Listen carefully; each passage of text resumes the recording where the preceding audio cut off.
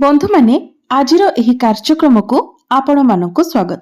आजिर एही कार्यक्रमटी धनुराशि व्यक्ति विशेष मानक पई बहुत गुरुत्वपूर्ण अटे, बहुत ही खास अटे। कारण आजिर एही वीडियो रे आमे माने जानिबा जे धनुराशि व्यक्ति विशेष मानक पई एही नूतन वर्ष 2026 रो प्रथम मासटी अर्थात जनवरी 2026 किपरि रहिबो। एही नूतन वर्षर आरंभटी आपणक जीवन रे केउ परिवर्तन आनिदेब। ଏହା ବ୍ୟତୀତ ଏହି ଜାନୁଆରୀ ମାସରେ ଆପଣଙ୍କର ସ୍ୱାସ୍ଥ୍ୟ, ଶିକ୍ଷା, ପ୍ରେମ ଜୀବନ, ବୈବାହିକ ଜୀବନ, ଭାଗ୍ୟ, କ୍ୟାରିୟର ଏବଂ ବ୍ୟାପାର ବାଣିଜ୍ୟର ସ୍ଥିତି କିପରି ରହିବ, ନବଗ୍ରହଙ୍କର ସ୍ଥିତି ଆପଣଙ୍କ କୁଣ୍ଡଳୀରେ କିପରି ରହିବ, ନବଗ୍ରହ ଆପଣଙ୍କୁ କେଉଁ ଫଳ ପ୍ରଦାନ କରିବାରେ ସକ୍ଷମ ହେବେ, ଏହା ସହିତ ଅଶୁଭତ୍ୱ ପ୍ରଦାନ କରୁଥିବା ଗ୍ରହମାନଙ୍କ ପାଇଁ କିଛି ବିଶେଷ ପ୍ରତିକାର ମଧ୍ୟ ଜାଣିବା। ସେଥିପାଇଁ ଆପଣଙ୍କର ଯଦି ଧନୁରାଶି ହୋଇଥାଏ ତ ଭିଡିଓଟିକୁ ଲାଇକ୍ କରି ଚ୍ୟାନେଲଟିକୁ ସବସ୍କ୍ରାଇବ୍ କରିଦେବେ ଏବଂ କମେଣ୍ଟ ବକ୍ସରେ ଭକ୍ତି ଏବଂ ଶ୍ରଦ୍ଧାର ସହିତ ଜୟ ଶ୍ରୀ ଜଗନ୍ନାଥ, ଜୟ ମା ଲକ୍ଷ୍ମୀ ନିଶ୍ଚୟ ଲେଖିବେ। ତ ବନ୍ଧୁମାନେ ଆସନ୍ତୁ ଆରମ୍ଭ କରିବା ଆଜିର ଏହି କାର୍ଯ୍ୟକ୍ରମକୁ, ଯାହା ଆପଣଙ୍କର ଜନ୍ମରାଶି ତଥା ଚନ୍ଦ୍ରରାଶି ଉପରେ ଆଧାରିତ ଅଟେ। ତ ରାଶି ଚକ୍ରର 12 ଗୋଟି ରାଶି ମଧ୍ୟରୁ ନବମ ରାଶି ହେଉଛି ଧନୁରାଶି ଏବଂ ଧନୁରାଶିର ରାଶିଧିପତି ହେଉଛନ୍ତି ଦେବଗୁରୁ ବୃହସ୍ପତି। ଗୁରୁ ଆପଣଙ୍କ କୁଣ୍ଡଳୀର ସପ୍ତମ ଭାବରେ ଗୋଚର କରୁଛନ୍ତି। ଆପଣଙ୍କର ପ୍ରଥମ ଭାବରେ ଗୋଚର କରୁଛନ୍ତି ବୁଧ, ଶୁକ୍ର, ମଙ୍ଗଳ ଏବଂ ଶୁକ୍ର। ତୃତୀୟ ଭାବରେ ଗୋଚର କରୁଛନ୍ତି ରାହୁ।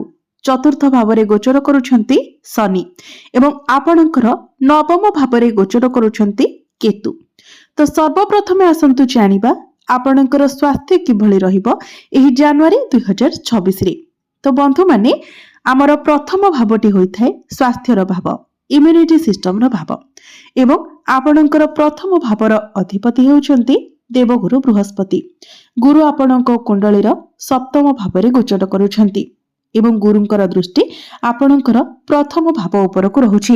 କିନ୍ତୁ ଆପଣଙ୍କର ପ୍ରଥମ ଭାବରେ 4ଟି ଗ୍ରହ ଗୋଚର କରୁଛନ୍ତି, ବୁଧ, ଶୁକ୍ର, ସୂର୍ଯ୍ୟ ଏବଂ ମଙ୍ଗଳ। ତେବେ ବନ୍ଧୁମାନେ ଆପଣଙ୍କର ପ୍ରଥମ ଭାବର ଅଧିପତି, ନବମ ଭାବର ଅଧିପତି ଏବଂ ପଞ୍ଚମ ଭାବର ଅଧିପତିଙ୍କର କନେକ୍ସନ ଆପଣଙ୍କର ପ୍ରଥମ ଭାବ ସହିତ ରହୁଛି, ଯାହାକି ଆପଣଙ୍କର ସ୍ୱାସ୍ଥ୍ୟ ପାଇଁ ଉତ୍ତମ ଫଳ ପ୍ରଦାନ କରିବ। ଶନିଙ୍କର ଦୃଷ୍ଟି ମଧ୍ୟ ଆପଣଙ୍କର ପ୍ରଥମ ଭାବ ଉପରକୁ ରହୁଛି।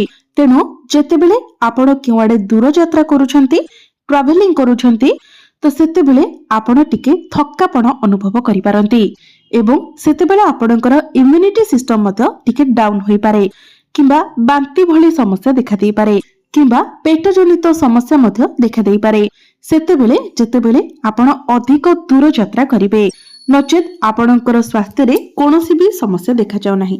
ଯଦି ଆପଣ ଛୋଟ ଛୋଟ ଯାତ୍ରା କରୁଛନ୍ତି ସେତେବେଳେ ଏମିତି କିଛି ସମସ୍ୟା ଦେଖାଯିବ ନାହିଁ ଏବଂ ମୋଟାମୋଟି ଭାବରେ ସ୍ୱାସ୍ଥ୍ୟ ଆପଣଙ୍କର ଏହି ଜାନୁଆରୀ ମାସରେ ବହୁତ ଭଲ ରହିବ। କାରଣ ଗୁରୁଙ୍କର ଦୃଷ୍ଟି ଆପଣଙ୍କର ପ୍ରଥମ ଭାବ ଉପରକୁ ରହୁଛି, ଯାହାକି ଆପଣଙ୍କର ସ୍ୱାସ୍ଥ୍ୟରେ ସୁଧାର ଆଣିବ। ଆପଣଙ୍କର ଯାହା ବି ସ୍ୱାସ୍ଥ୍ୟ ଜନିତ ସମସ୍ୟା ଥିଲା ସେସବୁ ଦୂର ହୋଇଯିବ। ଏବେ ଆସନ୍ତୁ ଜାଣିବା ଆପଣଙ୍କର ଶିକ୍ଷା କ୍ଷେତ୍ର କିପରି ରହିବ ଏହି ଜାନୁଆରୀ 2026 ରେ। ବିଦ୍ୟାର୍ଥୀ ମାନଙ୍କ ପାଇଁ କିପରି ରହିବ ଏହି ଜାନୁଆରୀ ମାସଟି। ତ ବନ୍ଧୁମାନେ କୁଣ୍ଡଳୀର ପଞ୍ଚମ ଭାବଟି ହୋଇଥାଏ ଆପଣଙ୍କର ଶିକ୍ଷାର ଭାବ। ଆପଣଙ୍କର ପଞ୍ଚମ ଭାବର ଅଧିପତି ହେଉଛନ୍ତି ମଙ୍ଗଳ। ମଙ୍ଗଳ ଆପଣଙ୍କର କୁଣ୍ଡଳୀର ପ୍ରଥମ ଭାବରେ ଗୋଚର କରୁଛନ୍ତି ଏବଂ 16 ଜାନୁଆରୀକୁ ମଙ୍ଗଳ ଆପଣଙ୍କର ଦ୍ୱିତୀୟ ଭାବକୁ ଆସିଯିବେ। ମଙ୍ଗଳ ଯେତେବେଳେ ଆପଣଙ୍କର ଦ୍ୱିତୀୟ ଭାବକୁ ଆସିଯିବେ ତ ଚତୁର୍ଥ ଦୃଷ୍ଟିରେ ମଙ୍ଗଳ ଆପଣଙ୍କର ପଞ୍ଚମ ଭାବକୁ ଦେଖିବେ। ତ ମଙ୍ଗଳଙ୍କର ସ୍ଥିତି ଏଠାରେ ବହୁତ ଭଲ ରହୁଛି। କୌଣସି ପାପ ଗ୍ରହଙ୍କର ଦୃଷ୍ଟି ମଧ୍ୟ ଆପଣଙ୍କର ପଞ୍ଚମ ଭାବ ଉପରକୁ ରହୁନାହିଁ। ତ ଏହି ମାସଟି ଅର୍ଥାତ୍ ଜାନୁଆରୀ ମାସଟି ଆପଣଙ୍କର ଶିକ୍ଷା କ୍ଷେତ୍ର ପାଇଁ ବହୁତ ଭଲ ରହିବ।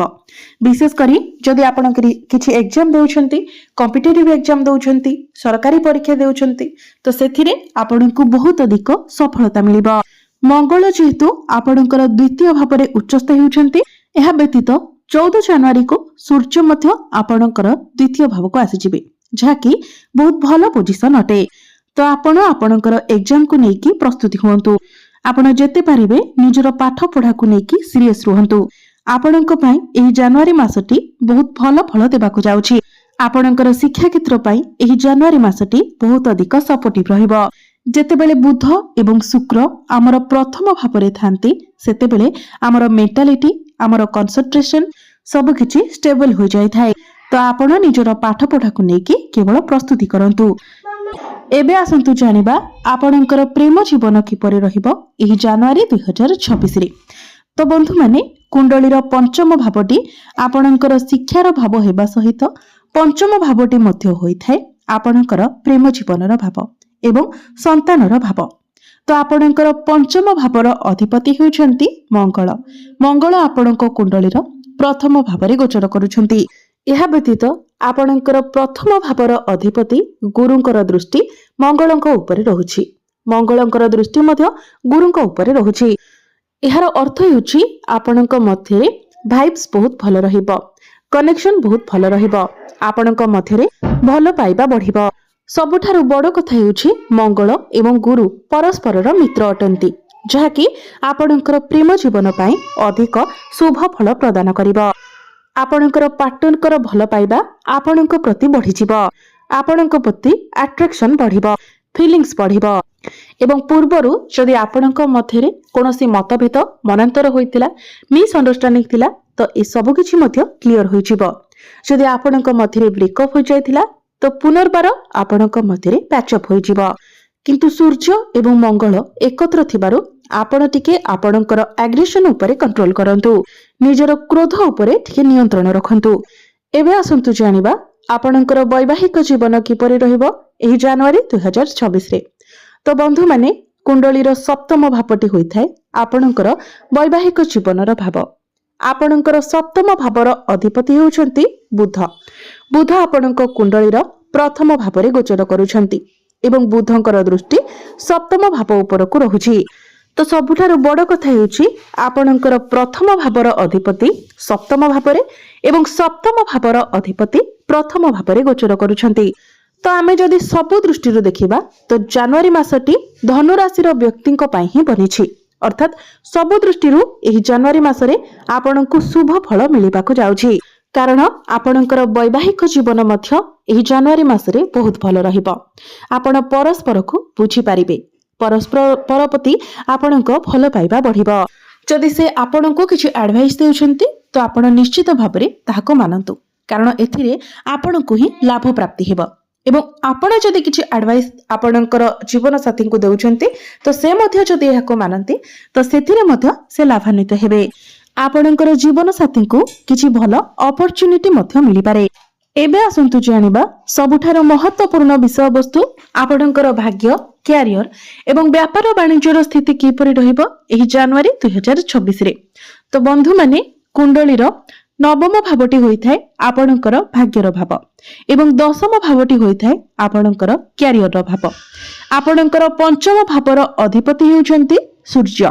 ସୂର୍ଯ୍ୟ ଆପଣଙ୍କ କୁଣ୍ଡଳୀର ପ୍ରଥମ ଭାବରେ ଗୋଚର କରୁଛନ୍ତି ଏବଂ 14 ଜାନୁଆରୀକୁ ସୂର୍ଯ୍ୟ ଆପଣଙ୍କର ଦ୍ୱିତୀୟ ଭାବକୁ ଆସିଯିବେ। ତ ଆପଣଙ୍କର ପ୍ରଥମ ଭାବ ଏବଂ ଦ୍ୱିତୀୟ ଭାବ ଉଭୟରେ ହିଁ ସୂର୍ଯ୍ୟ ଆପଣଙ୍କୁ ଶୁଭ ଫଳ ପ୍ରଦାନ କରିବେ।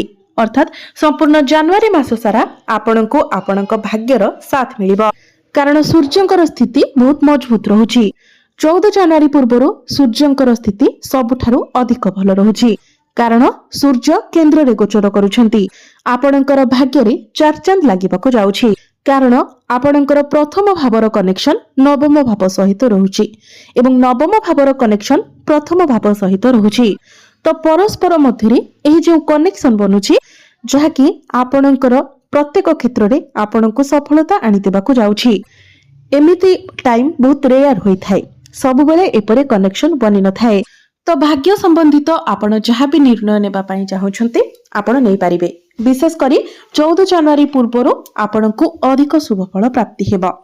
ଆପଣ ଯଦି କିଛି ବଡ଼ ଡିସିସନ ନେବା ପାଇଁ ଚାହୁଁଛନ୍ତି, କିଛି ବଡ଼ ଜିନିଷ ସେଲ୍ ପରଚେସ୍ କରିବାକୁ ଚାହୁଁଛନ୍ତି, କିଛି ବଡ଼ ଇନଭେଷ୍ଟମେଣ୍ଟ କରିବା ପାଇଁ ଚାହୁଁଛନ୍ତି, share market, stock market, trading ଏସବୁରେ କିଛି ଇନଭେଷ୍ଟମେଣ୍ଟ କରିବାକୁ ଚାହୁଁଛନ୍ତି, କିଛି ଶୁଭ ମାଙ୍ଗଳିକ କାର୍ଯ୍ୟର ଆୟୋଜନ କରିବା ପାଇଁ ଚାହୁଁଛନ୍ତି ତ ନିଶ୍ଚିତ ଭାବରେ ଆପଣ ତାହା କରିପାରିବେ।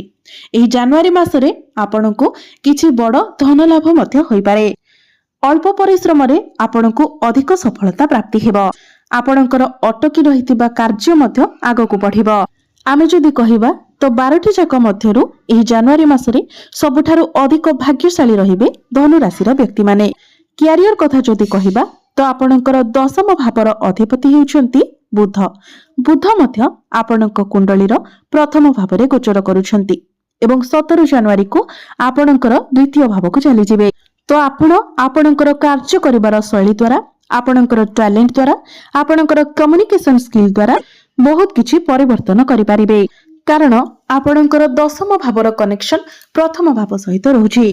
तो एही मासटी आपणकर आगको बढ़िबा पई अटे। सामना वाला आपणकर तारीफ करिवे, किंतु आपणक मध्यरे टिके धैर्य कम रहि पारे, आपणक मध्यरे टिके एक्स्ट्रा कॉन्फिडेंस रहि पारे। एही कारणरू एमिति न हेउ जे आपण निजे ही आपणकर काम को डाउन करिवे। तेनु आपण ओवर कॉन्फिडेंस होंतु नाही। कॉन्फिडेंस भलो अटे, किंतु कोनोसी जिनिसरे ओभरटी बहुत खराब होई थाए। तो आपण निजर धैर्य उपरे कंट्रोल करंतु एवं निज भितरे कॉन्फिडेंस लेवल ठीक रखंतु। क्यारियर आपणकर एही जनवरी मासरे बहुत भलो रहिबो। आपण निज क्यारियर रे बहुत आगो को बढ़िबे, कारण शुक्र एवं बुध आपणकर प्रथम भावरे अछंती। विशेष करी जदि आपण गवर्नमेंट रिलेटेड किछि काम करूछंती, कम्युनिकेशन रिलेटेड किछि काम करूछंती, कंप्यूटर रिलेटेड किछि काम करूछंती, तो एई सब क्षेत्र रे आपणको बहुत अधिक सफलता मिलिबाको जाउछि। एही जनवरी मासरे कार्य क्षेत्र रे आपणको प्रमोशन मध्य मिलि पारे, किंबा आपणको कोनोसी बड़ अचीवमेंट मध्य मिलि पारे, कारण आपणकर दशम भावर अधिपति द्वितीय भाव को चली आसीबे। आपणकर लाभ भावर अधिपति मध्य द्वितीय भाव को चली आसीबे। तो निश्चित भावरे कार्य क्षेत्र रे आपणको प्रमोशन मिलिबो एवं जदि आपणक निकटरे चाकरी नाही तो चाकरी मिलिबार मध्य बहुत अधिक संभावना रहुछि। तेणु आपण निज तरफरु चेष्टा जारी रखंतु। बिजनेस कथा जदि कहिबा तो बिजनेस मध्य एही जनवरी मासरे आपणकर बहुत भलो रहिबो। बिजनेस रे आपण प्रॉफिट देखिबा को पाइबे, आपणकर फाइनेंशियल ग्रोथ हेबो, डेली इनकम बढ़िबो। आपण आपणकर बिजनेस रे किछि बड़ परिवर्तन मध्य करि पारंती। उपाय कथा जदि कहिबा तो एही जनवरी मासरे आपणको कोनोसी उपाय कोनोसी प्रतिकारर आवश्यकता नाही, कारण जनवरी मासटी आपणको पई ही बनिछि। किंतु आमे जदि साधारण भाबरे कहिबा तो प्रत्येक दिन आपण हनुमान चालीसार पाठ करंतु। प्रत्येक दिन उदित सूर्य को आपण तंबा पात्रडी जलार्घ्य अर्पण करंतु एवं प्रत्येक दिन आपण ओम नमः शिवाय मंत्रर जप करंतु। प्रत्येक दिन विष्णु सहस्र नामर पाठ करंतु। तो बंधु माने आपणकर जीवन मंगलमय हेउ, एहा ही ईश्वरंक निकट